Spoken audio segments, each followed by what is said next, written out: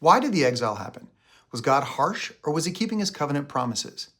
As we begin this journey from the exile through the restoration of the Second Temple and ultimately to the birth of Jesus, we need to go back to the very beginning. While it might be tempting to focus only on the exile itself and the return of God's people, we have to first understand why the exile happened in the first place. Was God being mean, petty, vindictive, and tyrannical when he allowed conquering armies to take the 12 tribes from their homeland?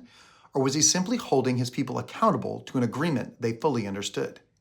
To understand the context of the exile, our first reading comes from the book of Deuteronomy.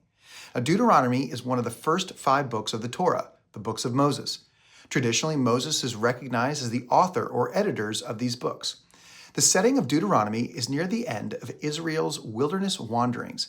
It serves as a retelling and summary of God's laws and decrees delivered through Moses to his people. Today's passage, Deuteronomy 28, makes the terms of the covenant unmistakably clear.